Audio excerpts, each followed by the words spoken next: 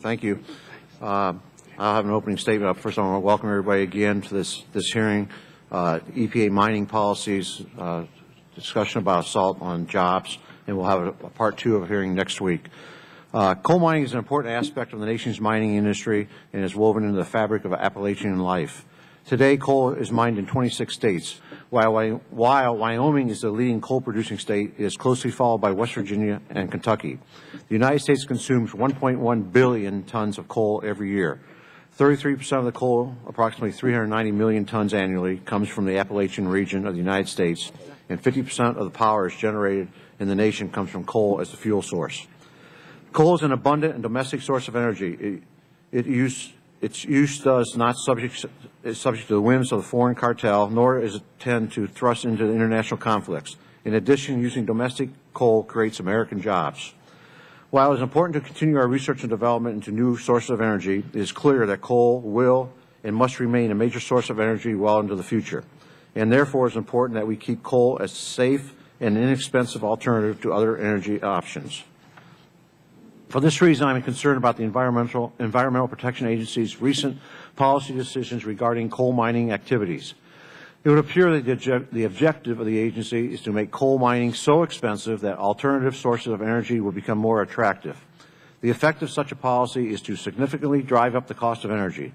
Since energy cost is a factor in all aspects of our economy, this policy will act like an anchor that drags down our short-term economic recovery and our long-term economic global competitiveness. While Congress has passed no law amending the Clean Water Act and the Environmental Protection Agency has promulgated new regulations changing the Clean Water Act, EPA has issued draft and interim guidance and substantially changes how the Clean Water Act applies to surface mining and is using it as a de facto law to unlawfully delay or kill Clean Water Act permits for surface mining operations in Appalachia.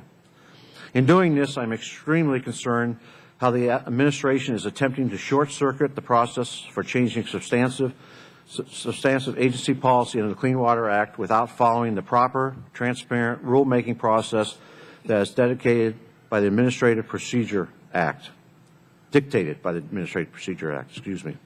By ignoring the Administrative Procedure Act, EPA is changing the Clean Water Act and is implementing of regulations.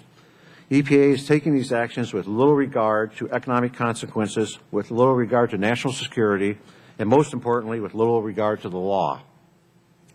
Much of the Clean Water Act is delegated as a delegated program. States that have received approval to implement the Clean Water Act programs have demonstrated to the Environmental Protection Agency that they have adopted laws, regulations, and policies at least as stringent as the federal laws, regulations, and policies, and these states have developed and demonstrated the capability to maintain existing and assume new responsibilities under the Act.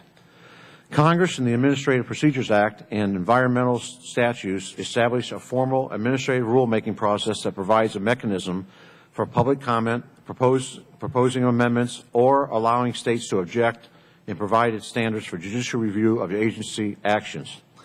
Section 404 of the Clean Water Act assigns the EPA to two tasks in regard to fill material.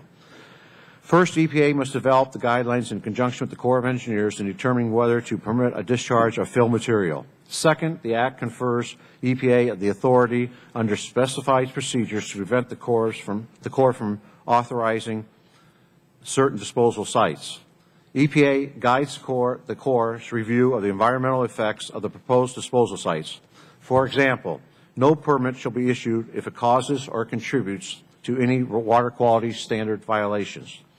EPA may comment on the Corps' application of Section 404 guidelines to particular permit applications during the interagency review period required for each permit. In addition, EPA has limited authority under Section 404 to prevent the Corps from authorizing a particular disposal site. To exercise that authority, EPA must determine, after notice and an opportunity for a public hearing, that certain unacceptable environmental effects on municipal water supplies, shellfish beds, and fishery areas, wildlife or recreational areas would result.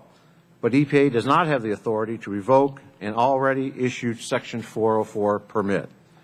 Even though the EPA is very much involved in the permit application process, along with the state and the Corps of Engineers, and other federal agencies, the EPA is now revoking permits that have already been issued. That is illegal. That is not legal. EPA is clearly ignoring the Clean Water Act and other laws as it relates to surface mining activities in Appalachia. EPA's continued imposition of interim guidance, interim rules, draft policy, or reinterpretation of policy has led to uncertainty regarding actions taken by the state and federal regulatory bodies. In addition, it is simply not a responsible way for government to act. This regulatory overreach should be considered a property rights issue. What does it really mean to get a permit? Should it come with some certainty? Shouldn't it come with some certainty that the activity can move forward unencumbered, but within the bounds of the permit, particularly those activities on private lands? This no longer seems to be the case, and is going to have stifling effect on not just mining operations in Appalachia, but on economic development projects nationwide. While the President and his administration talks a good game about job creation and removing unnecessary governmental burdens on business, in reality, the Environmental Protection Agency is crippling economic growth with little or no benefit to the environment. I welcome our witnesses to the hearing today, and I look forward to hearing from each of you in the next coming minutes. But this time I want to recognize the ranking member of the T&I Committee, Congressman Rahal.